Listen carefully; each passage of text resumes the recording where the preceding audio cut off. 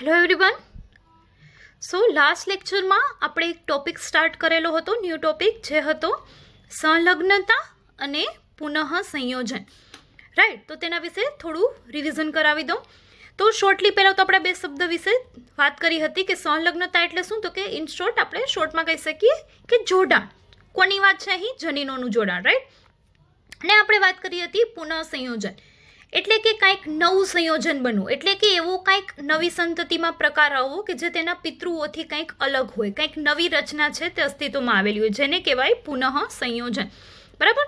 તો આપણે આના વિશે ટેક્સ્ટ બુકના ટોપિક વિશે આપણે ખાસ કરીને માહિતી મેળવી હતી કે તમને જે એનસીઈઆરટી સિલેબસ અકોર્ડિંગ ટેક્સ્ટ બુકમાં થિયોરી આપેલી છે તે આપણે જોયેલ હતી. તેમાં આપણે એક કી પોઈન્ટ છે જે તમારે આજે પણ યાદ રાખવાનો છે, એટલે ફરી પાછું રિવિઝન કરાવું છું. તો આવી કંઈક આપણે વસ્તુ જોઈ હતી કે જો સંલગ્નતા વધુ હોય એટલે કે જનીનો વચ્ચે જોડાણ વધુ હોય તો તેમની વચ્ચેનું પુનઃસંયોજન છે તે કેવું હોય?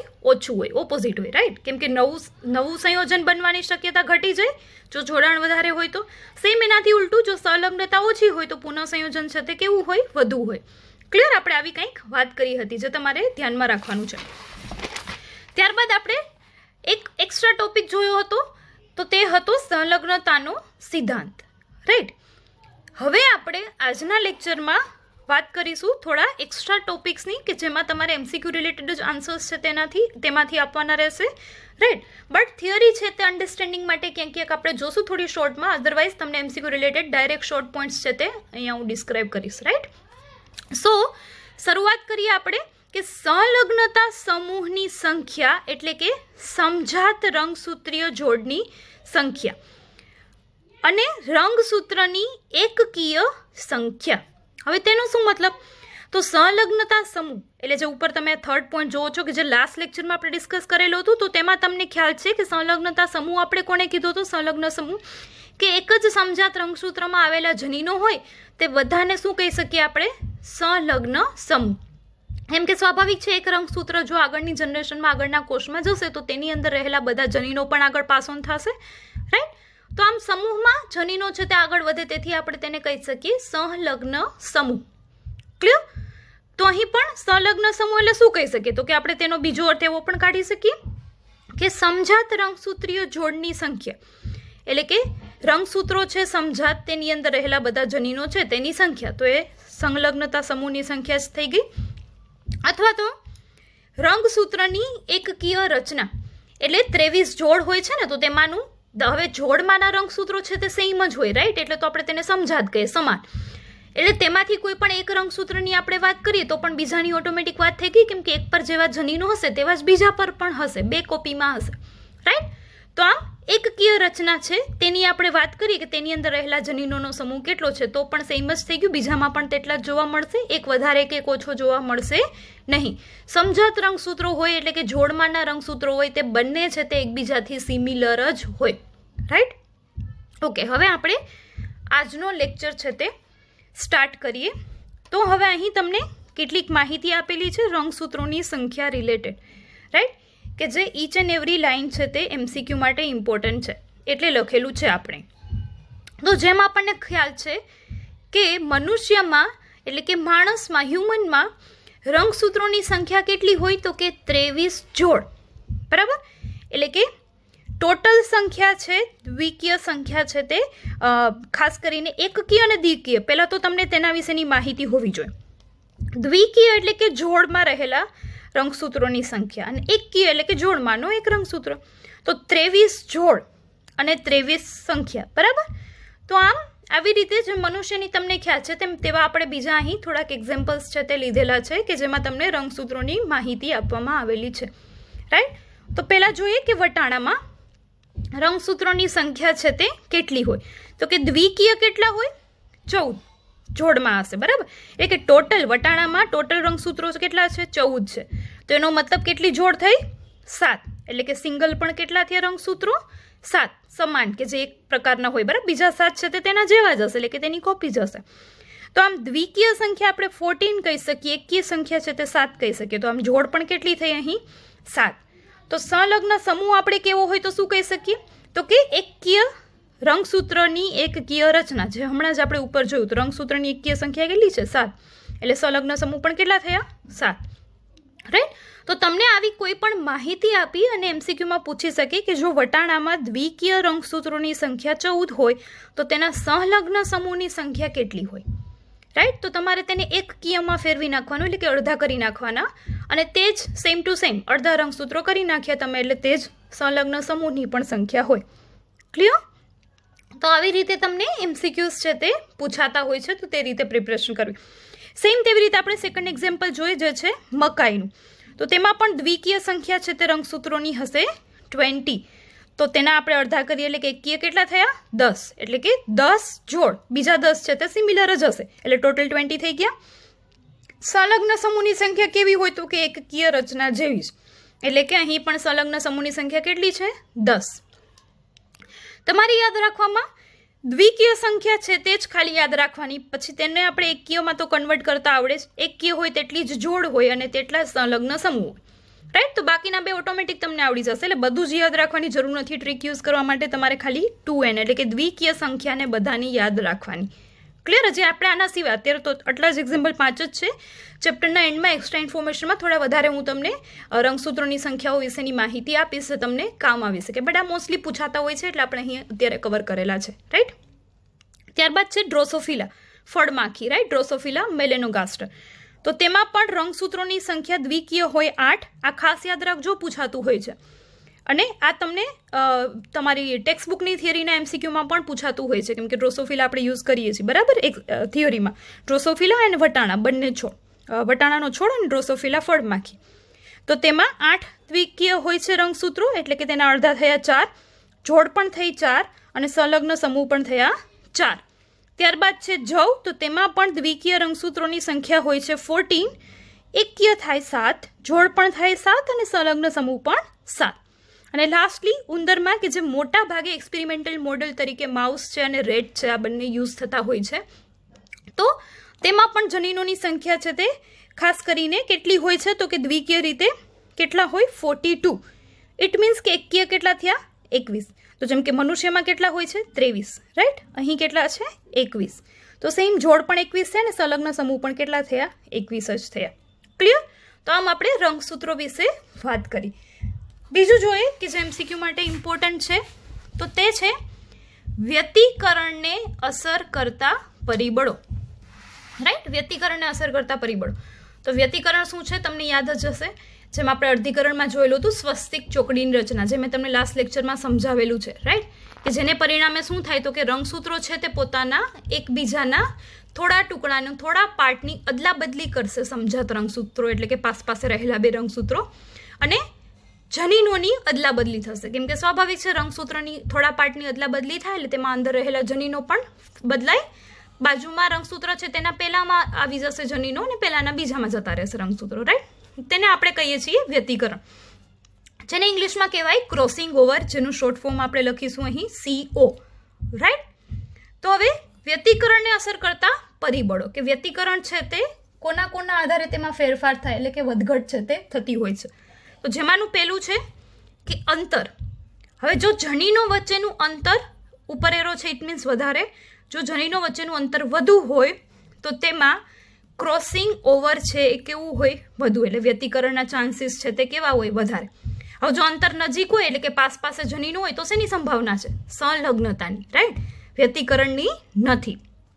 પણ જો અંતર વધુ હોય તો વ્યતિકરણની સંભાવના વધી જાય, એટલે કે ક્રોસિંગ ઓવર છે તે વધી જાય. તો આ પણ ડાયરેક્ટ આવી રીતે એમસીક્યુ પૂછાતા હોય છે કે જો અંતર વધુ હોય તો વ્યતિકરણની સંભાવના નીચેનામાંથી કેવી હોય છે? તો વધુ, ઓછી, બંને અથવા બંનેમાંથી એક પણ નહીં. આવા કોઈ 4 ઓપ્શન તમને આપેલા હોય તો તમને ખ્યાલ હોવો જોઈએ કે વધુ. ક્લિયર? સેકન્ડ છે તાપમાન. તો તાપમાનની પણ અસર છે તે સિમિલર હશે, કે તાપમાન પણ જો વધે તો ક્રોસિંગ ઓવર એટલે કે વ્યતિકરણની સંભાવના પણ વધે. થર્ડ છે એક્સરે. એક્સરેનું પણ જો એક્સપોઝર છે તે વધે આવા જનીનો કે રંગસૂત્રો પર તો તેમાં પણ વ્યતિકરણ થવાની સંભાવના છે તે વધી જતી હોય છે. હવે આના વિશે આપણે મ્યુટેશન છે એટલે કે વિકૃતિઓ છે તેના વિશેની માહિતીઓ જોશું. નેક્સ્ટ એક્સ્ટ્રામાં હું તમને ભણાવીશ કે કેવી રીતે જનીનો છે, કેવી રીતે DNA છે તે કોઈના કોઈ કારણોસર તેમાં વિકૃતિઓ સર્જાતી હોય છે. જેમાંનું એક કારણ છે એક્સરે પણ, કે વધારે પડતા ક્ષ કિરણો, એક્સ કિરણો છે તે જો આપણા કોષો ઉપર પડે, વધારે પડતું એક્સપોઝર મળે તેને, તો તેની કોષની અંદરનું રહેલું ડીએનએ જે છે તે ડેમેજ થઈ જતું હોય છે ઘણીવાર. તેને લીધે થઈને મોસ્ટલી તમે સાંભળેલું હશે સ્કિન કેન્સર વગેરે આવા રોગો થવાનું કારણ પણ ડીએનએની વિકૃતિ છે, અને ડીએનએની વિકૃતિ થવાનું કારણ આવા કિરણો છે. ક્લિયર? તેના વિશે આપણે પછી વાત કરીશું. 4th છે ઉંમર. જેમ ઉંમર વધે તેમ ક્રોસિંગ ઓવર એટલે કે વ્યતિકરણની સંભાવના છે તે ઘટી જાય છે. સિમિલરલી લિંગ પ્રમાણે પણ ફેરફાર થાય છે, એટલે કે નર અને માદા પ્રમાણે પણ ફેરફાર થાય છે વ્યતિકરણની સંભાવનામાં. તો કે જો નર હોય તો તેમાં પણ વ્યતિકરણની સંભાવના છે તે ઓછી હોય છે. સ્પેશિયલી નર ડ્રોસોફિલામાં વ્યતિકરણ છે તે સંપૂર્ણપણે ગેરહાજર હોય છે, જે ખાસ તમારે યાદ રાખવાનું છે. ક્લિયર? તો નર ડ્રોસોફિલામાં વ્યતિકરણ સંપૂર્ણપણે ગેરહાજર હોય છે. બાકી જનરલી નરમાં વ્યતિકરણ જોવા તો મળે, પરંતુ તેની સંભાવના ખૂબ જ ઓછી હોય છે માદાની કમ્પેરિઝનમાં. રાઈટ? નેક્સ્ટ બીજા શોર્ટ ટોપિક્સ છે. અહીં જેમ મેં તમને પહેલાં કીધું શોર્ટમાં જ વાત કરીશું, કેમ કે MCQ માટે આપણે વાત કરી રહ્યા છીએ. રાઈટ? તો ઇન ડિટેલ થિયરીની જરૂર એટલી બધી નથી. જસ્ટ તમને અમુક વર્ડ સમજવા માટે થિયરી યુઝ કરેલી હશે. અધરવાઇઝ તમારે ડાયરેક્ટલી MCQ માટે પ્રિપેર કરવાનું છે. So you need not to worry about long theories. Right? Okay. Then next છે રંગસૂત્રો પર સંલગ્ન જનીનોની ગોઠવણી. હવે રંગસૂત્રો પર જનીનો કેવી રીતે ગોઠવાયેલા હોય છે તો આપણને ખબર છે, એક તો કાં તો પાસે હોય, અને જો દૂર હોય તો તેમાં વ્યતિકરણની સંભાવના હોય, જે આપણા ટોપિકના શરૂઆતમાંથી જ ભણીએ છીએ. રાઈટ? હવે તેની ગોઠવણી છે તે 2 પ્રકારની હોય. તો મોસ્ટલી તમે આ કેમેસ્ટ્રીમાં જેમ કે અણુઓની સ્ટ્રક્ચર રચનાઓ વિશે તમે ભણતા હશો ત્યારે પણ તમે સાંભળેલા જ હશે નામ સિસ અને ટ્રાન્સ ગોઠવણી. રાઈટ? તો આ કેમેસ્ટ્રીમાં પણ તમે બાયોમોલિક્યુલ્સ છે તેમાં પણ ભણેલા જ હશો. અહીં પણ સેમ જનીનોમાં પણ કંઈક આવી 2 પ્રકારની ગોઠવણી છે તે જોવા મળતી હોય છે રંગસૂત્રોમાં. તો સંકરિત છોડમાં એટલે કે આપણે કોઈ સંમિશ્રણ લક્ષણોવાળો છોડ છે તે ઉત્પન્ન કરેલો હોય, તો સંકરિત છોડમાં સંલગ્ન જનીનોની ગોઠવણી 2 પ્રકારની હોય છે. કેવી રીતે? તો પહેલી હોય સિસ અને બીજી હોય છે ટ્રાન્સ. તો સિસ ગોઠવણી છે તે કેવા પ્રકારની હોય છે તેના વિશેની આપણે વાત કરીએ. તો કે જ્યારે 2 પ્રભાવી જનીનો એક રંગસૂત્ર પર આવેલા હોય અને 2 પ્રચ્છન્ન જનીનો બીજા સમજાત રંગસૂત્ર પર આવેલા હોય, એટલે કે જોડમાંના બીજા રંગસૂત્ર પર આવેલા હોય, તો આ પ્રકારની ગોઠવણીને સિસ તરીકે ઓળખવામાં આવે છે. જેમ કે અહીં બાજુમાં આકૃતિમાં દર્શાવેલું છે કે એક રંગસૂત્ર ઉપર બંને કેવા છે? પ્રભાવી જનીનો છે. જ્યારે બીજા રંગસૂત્ર પર આપણે બંને કેવા દર્શાવેલા? સ્મોલમાં લખેલું છે ઇંગ્લિશમાં, એટલે કે બંને કેવા છે? પ્રચ્છન્ન છે. રાઈટ? તો તેને શું કહેવાય? જો આવી ગોઠવણી હોય તો સિસ ગોઠવણી તરીકે ઓળખવામાં આવે છે. હવે સિસ એ વાસ્તવિક પ્રકારની ગોઠવણી છે, એટલે હકીકતમાં સેલ્સમાં મોસ્ટ ઓફ કોષમાં આવી જ ગોઠવણી જોવા મળે. કેવી? સિસ પ્રકારની, કે જેમાં એક રંગસૂત્ર પર સમજાત રંગસૂત્રની જોડમાંના એક રંગસૂત્ર ઉપર બધા પ્રભાવી જનીનો હોય, બીજામાં બધા પ્રચ્છન્ન જનીનો હોય. તો તેને વાસ્તવિક ગોઠવણી કહેવામાં આવે છે. હવે સિસ ગોઠવણીમાં 2 પ્રકારના જન્યુઓનું નિર્માણ છે તે થઈ શકે. તો કયા 2 પ્રકારના જન્યુઓનું નિર્માણ? તો બંને પ્રભાવી એટલે કે AB અને બંને સ્મોલ એટલે AB. તો આવા 2 પ્રકારના જન્યુઓના નિર્માણની સંભાવના રહેશે સિસ ગોઠવણીમાં. રાઈટ? ત્યારબાદ આપણે વાત કરીએ ટ્રાન્સ ગોઠવણી. તો ટ્રાન્સ ગોઠવણી છે તે સિસ ગોઠવણીથી થોડી ઉલટી જોવા મળે. કેવી રીતે? તો કે જ્યારે એક જ રંગસૂત્ર પર એક પ્રભાવી અને પ્રચ્છન્ન જનીન હાજર હોય, એટલે કે બંને એક પ્રભાવી હોય અને એક પ્રચ્છન્ન, આવા બંને જનીન છે તે એક રંગસૂત્ર પર હાજર હોય તો તેને કહેવાય ટ્રાન્સ ગોઠવણી. તો સેમ બાજુના રંગસૂત્રો પર શું હશે? તો કે એક પ્રભાવી અને એક પ્રચ્છન્ન રંગસૂત્ર છે તે હાજર હશે. હવે ટ્રાન્સ ગોઠવણી એ વાસ્તવિક સ્વરૂપ નથી. જેમ કે સિસ ગોઠવણી છે તે વાસ્તવિક છે, એટલે કોષમાં આવું નોર્મલી જ જોવા મળતું હોય છે, એટલે મોટાભાગની ગોઠવણી છે તે સિસ પ્રકારની જ હોય છે. પરંતુ ટ્રાન્સ ગોઠવણી છે તે ક્યારેક જ જોવા મળે. ક્યારે જોવા મળે? તો કે તે વ્યતિકરણને લીધે થાય છે. તો તમે લાસ્ટ લેક્ચરમાં વ્યતિકરણ વિશે જોયેલું હતું સ્લાઇડમાં, કે વ્યતિકરણ થાય એટલે શું થશે? તો કે ફોર એક્ઝામ્પલ અહીંયા બધા જ પ્રભાવી જનીનો છે, પરંતુ તે બાજુના રંગસૂત્ર સાથે સ્વસ્તિક ચોકડીની રચના કરશે, એટલે બાજુના રંગસૂત્ર સમજાત રંગસૂત્રમાંથી કોઈ પાર્ટ છે તે અહીંયા આવી જશે અને એનો પાર્ટ છે તે સામે જતો રહેશે. એટલે થઈ ગયું અહીંયાથી સ્મોલ છે તે આ બાજુ આવી ગયું, અહીંયાનો કેપિટલ પાર્ટ છે તે એટલે કે પ્રભાવી જનીન છે તે સામે જતો રહ્યું. તો આવી ટ્રાન્સ ગોઠવણી ફક્ત ને ફક્ત ક્યારે સંભવ બને? તો કે વ્યતિકરણ જ્યારે થશે ત્યારે જ. જો કોઈ રંગસૂત્રમાં વ્યતિકરણ ન જોવા મળે તો તેમાં આ જ પ્રકારની ગોઠવણી હોય. એક રંગસૂત્ર પર બધા જ પ્રભાવી જનીનો હશે, જ્યારે બીજા રંગસૂત્ર પર બધા જ પ્રચ્છન્ન જનીનો હશે. ક્લિયર? તો આ તમારે ડિફરન્સ એટલે કે બે વચ્ચેનો તફાવત પણ છે તે યાદ રાખવાનું છે. અહીં જન્યુઓની રચના કેવી થશે? તો કે એક પ્રભાવી અને એક પ્રચ્છન્ન, એટલે કે કેપિટલ એ સ્મોલ બી એવો એક જન્યુ બનશે, બીજું જન્યુ છે તે સ્મોલ એ કેપિટલ બી, આવા પ્રકારની કંઈક રચના થશે. તો કે જન્યુઓ બે પ્રકારના બને, એક આવું અને બીજું છે તે આવું. ક્લિયર? તો આપણે આ બંને ગોઠવણી વચ્ચે 3 પ્રકારના ડિફરન્સ છે તે જોયા. ગોઠવણી કેવી હોય, પછી તે વાસ્તવિક છે કે નહીં, અને તેમાં જન્યુઓ છે તે કેવા જોવા મળે. રાઈટ? તો આમ 3 પોઈન્ટ્સ છે તે આપણે સિસ અને ટ્રાન્સ ગોઠવણીમાં વાત કરી તેના વિશે. નેક્સ્ટ ટોપિક જોઈએ તો આમાંથી પણ તમને સેમ આવી જ રીતના ગોઠવણીને અનુલક્ષીને એમસીક્યુઝ પૂછાતા હોય છે. જેમ કે વ્યાખ્યા આપેલી હોય ને પૂછવામાં આવેલું હોય કે આ ગોઠવણી નીચેનામાંથી કયા પ્રકારની ગોઠવણી કહેવામાં આવે છે. તો સ્વાભાવિક છે સિસ ને ટ્રાન્સ તો ઓપ્શન હશે, તે સિવાયના બીજા 2 ઓપ્શન પણ કન્ફ્યુઝ કરવા માટે આપેલા હોય છે. ઓકે, નેક્સ્ટ ટોપિકની વાત કરીએ. ઓકે, સો હવે આપણે નેક્સ્ટ ટોપિક વિશે વાત કરીએ, જે છે સંલગ્નતાના પ્રકાર. અને પહેલાં આપણે જોયું સંલગ્નતામાં જનીનોની ગોઠવણી, બરાબર? રંગસૂત્રો પર જનીનોની ગોઠવણી ખાસ કરીને. હવે છે સંલગ્નતાના પ્રકાર. તો સંલગ્નતા એટલે તમને જેમ ખ્યાલ જ છે કે જોડાણ જનીનોનું, બરાબર? એટલે પાસે રહેલા જનીનોનું જોડાણ સમજાત રંગસૂત્રોમાં. તેના 2 પ્રકાર છે મુખ્યત્વે. પહેલું છે સંપૂર્ણ સંલગ્નતા અને બીજું છે અપૂર્ણ સંલગ્નતા. ઓકે, તેમાં પહેલું જોઈએ સંપૂર્ણ સંલગ્નતા.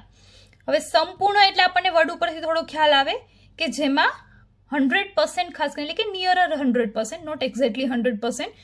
તો કંઈક સંલગ્નતા એટલે જોડાણ હશે જનીનો વચ્ચે, એટલે કે એ જે કોઈ પણ સંતતિ હોય તે લગભગ ઓલમોસ્ટ તેના પિતૃઓ જેવી જ કંઈક દેખાવે જોવા મળતી હોય.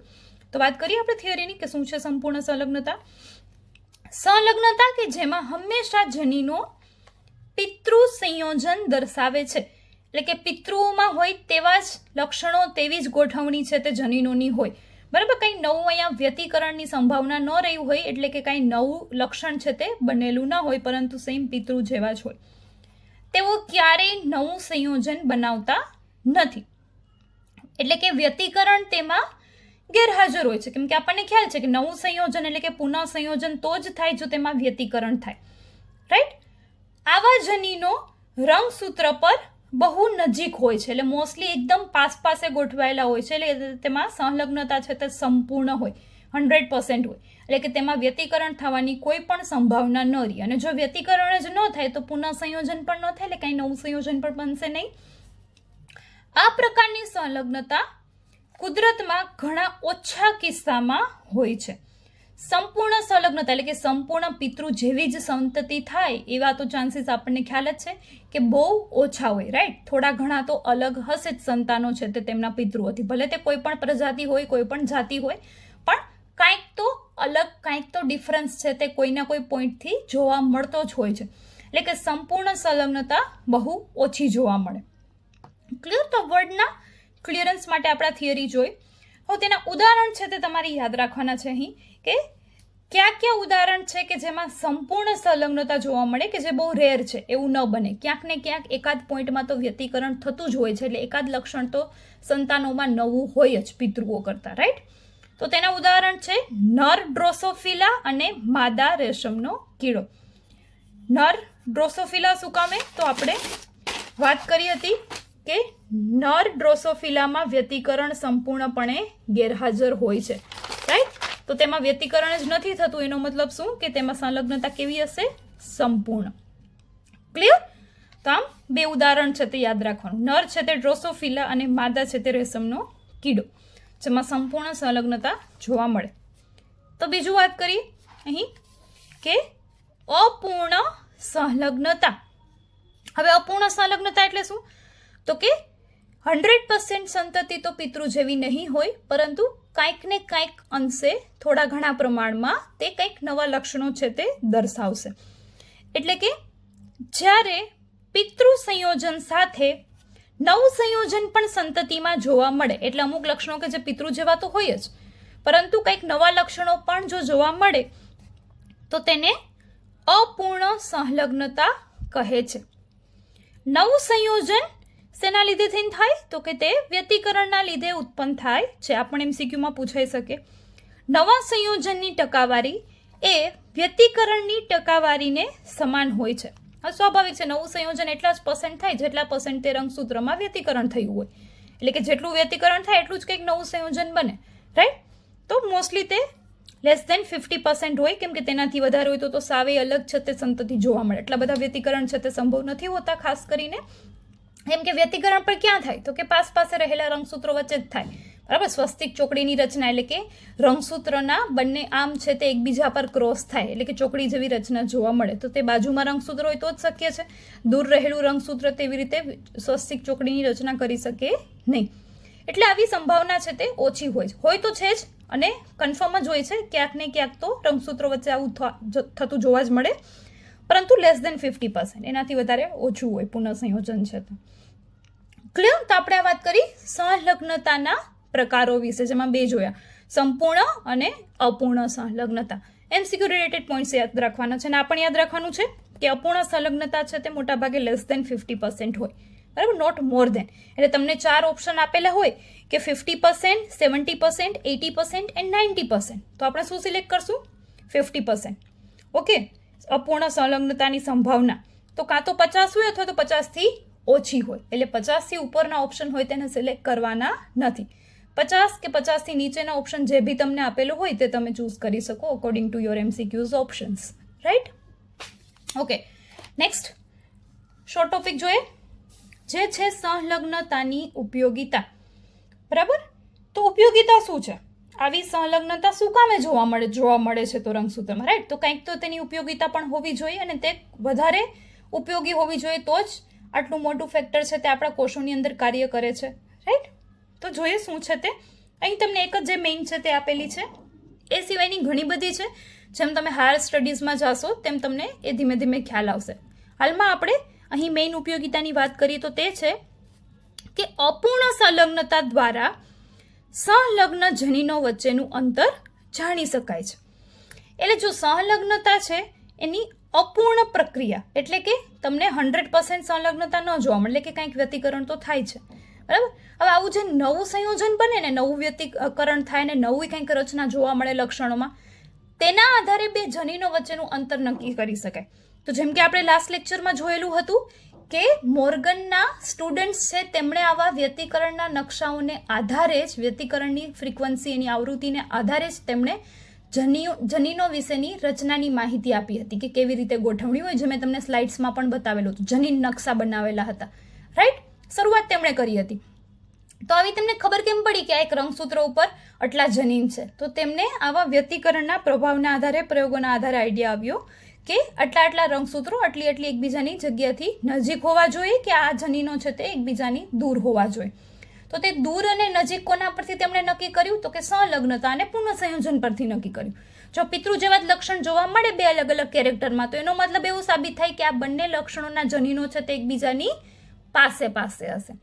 જો દૂર છે એટલે કે દૂર હોય તો એ બંને લક્ષણો છે તેમાં પુનઃ સંયોજન નવું જોવા મળે, એટલે કે બે લક્ષણો કોઈ પણ લઈને આપણે પ્રયોગ કરીએ વનસ્પતિ કે પ્રાણીમાં, તો તેમની સંતતિ છે તેમાં ઘણી વેરાયટીઝ જોવા મળે, એટલે પિતૃ કરતાં કંઈક નવી જોવા મળે. એનો મતલબ કે બે લક્ષણો જે આપણે પ્રયોગમાં લીધેલા હતા તેના જનીનો છે તે એકબીજાથી કેવા છે? દૂર છે. તો આવા અલગ અલગ કોમ્બિનેશન્સ લઈ અને તેમણે જનીનોની ગોઠવણી છે તે રંગસૂત્રો પર કેવી છે તે નક્કી કરી અને અભ્યાસ કર્યો. તો તેના માટે સંલગ્નતા છે તે ઉપયોગી છે. તો અપૂર્ણ સંલગ્નતા દ્વારા સંલગ્ન જનીનો વચ્ચેનું અંતર જાણી શકાય છે, અને તેનો એકમ શું છે? સેન્ટીમોર્ગન છે. યાદ રાખજો MCQ માટે. તો આપણે કહી શકીએ કે સંલગ્નતાની માત્રા = 1/, સંલગ્ન જનીનો વચ્ચેનું અંતર, અથવા તો 1/, વ્યતિકરણ કે જનીનો વચ્ચેનું અંતર બંને સમાન જ છે. વ્યતિકરણ જાજુ હશે તો એનો મતલબ સંલગ્ન જનીનો વચ્ચેનું અંતર પણ જાજુ છે, એટલે કે પુનઃસંયોજન ઘણું થશે. ક્લિયર? તો આ વાત કરીએ આપણે સંલગ્નતાની મેઇન ઉપયોગિતાની, કે જે કુદરતમાં આવું થાય છે કોષોની અંદર તો શું કામે થાય છે. તો ખાસ કરીને એટલા માટે સંલગ્નતા જોવા મળે છે કે કંઈક પિતૃ જેવા લક્ષણો મળે, અને જો સંલગ્નતા અપૂર્ણ હોય એટલે કે ઓછી હોય તો કંઈક નવા લક્ષણો પણ છે તે મળે. અને આપણે આ સ્ટડીમાં શું કામે લઈએ છીએ, આના પર રિસર્ચ શું કામે થયા છે, તો ખાસ કરીને જનીનોની ગોઠવણી જાણવા માટે, જેને જીન મેપિંગ કહેવાય, બરાબર, કે કયા રંગસૂત્ર પર કઈ જગ્યાએ કયું જનીન આવેલું છે તે પણ જાણી શકાય આની મદદથી. અને તે હાલમાં બધા ડીકોડ થયેલા જ છે, જે મેં તમને વાત કરી હતી કે હ્યુમન જીનોમ પ્રોજેક્ટ છે તે આખો જ બનેલો છે, આપણું આખું ડીએનએ છે તે ડીકોડ થયેલું છે કે કયા રંગસૂત્ર પર કેટલા જનીનો છે, અને તેની બધી જ માહિતી કોમ્પ્યુટરમાં ડેટાબેઝ પર ઓનલાઈન અવેલેબલ છે. ઓકે, તો આ હ્યુમન જીનોમ પ્રયોગ એક્સપેરિમેન્ટ છે, પ્રોજેક્ટ છે, તે આપણે નેક્સ્ટ લેક્ચરમાં, નેક્સ્ટ ચેપ્ટરમાં 6 ચેપ્ટરમાં તેના વિશે વાત કરશું. ત્યારબાદ લાસ્ટ આજનો ટોપિક જે છે જનીનિક નકશો, અથવા તો તેને આપણે કહી શકીએ સંલગ્નતા નકશો, અથવા તો તેને કહી શકીએ રંગસૂત્ર નકશો. તો આની ઇમેજ છે મેં તમને ઓલરેડી લાસ્ટ લેક્ચરમાં બતાવેલી છે રંગસૂત્ર નકશા વિશેની, કે કેવી રીતે રંગસૂત્ર ઉપર જનીનોની ગોઠવણી છે તેની માહિતી આપણી પાસે ઓલરેડી અવેલેબલ છે, રાઈટ. તો જનીનિક નકશામાં જુદા જુદા જનીનો તેમની વચ્ચે વ્યતિકરણની ટકાવારીને આધારે રેખીય રીતે ગોઠવણ કરાય છે, બરાબર. જો તમને લાસ્ટ લેક્ચરની ઇમેજ યાદ હોય, અથવા તમે રિવિઝન પણ કરી શકો છો, પાછું જોઈ શકો છો ફોરવર્ડ કરીને, કે જ્યારે તેમાં આ જનીનો છે તેની ગોઠવણી દર્શાવવી હોય નકશા તરીકે, તો તેમાં આડી રેખા રૂપે દર્શાવવામાં આવે છે કે અહીં એક જનીન છે, બીજું જનીન છે, ત્રીજું જનીન છે, તેવી રીતે. અને તેના વિશેની બાજુમાં ઇન્ફોર્મેશન પણ હોય કે જનીન શેના માટે રિસ્પોન્સિબલ છે, રાઈટ. આવા નકશાની મદદથી આપણે રંગસૂત્ર પર ચોક્કસ જનીનોનું સ્થાન છે તે જાણી શકીએ છીએ.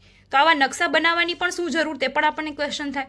તો એટલા માટે કે આપણને ખ્યાલ આવે કે કયું જનીન છે તે તેની પાસે ક્યાં ક્યાં જનીન છે તે રહેલા છે. હવે તેવું જાણીને શું કામ છે, આપણે ભલે ગમે ત્યાં રહેલા હોય, તો એ એટલા માટે કે જ્યારે આપણે વારસાગત લક્ષણોનું, એટલે કે આનુવંશિકતાની સ્ટડી કરવામાં આવતી હોય કે કયા લક્ષણો કેટલા પ્રમાણમાં વારસાગત રીતે ઉતરી આવે છે, ત્યારે સંલગ્નતા કેટલી છે તે આધાર રાખે છે. તમે હમણાં જોયું, બરાબર, કે સંપૂર્ણ સંલગ્નતા, સંપૂર્ણપણે પિતૃ જેવી જ સંતતિ થાય તો તેના માટે જનીનો છે તે એકબીજાની એકદમ પાસે હોવા જોઈએ, બરાબર, જેને આપણે સંપૂર્ણ સંલગ્નતા કહીએ, કે જે બહુ રેર છે.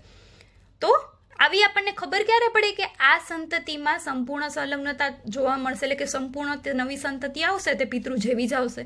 તો કે તેમાં આપણે જનીનિક નકશાની વાત કરીએ, જોઈએ તો આપણને ખ્યાલ આવે કે તેમાં જનીનો ખૂબ જ પાસે છે, એનો મતલબ તેમાં સંપૂર્ણ સંલગ્નતાનો સંભાવના છે, એટલે કે પિતૃ જેવી જ સંતતિ છે તે થશે. ત્યારબાદ તે જનીન સંકુલના અભ્યાસ માટે પણ મદદરૂપ થાય છે.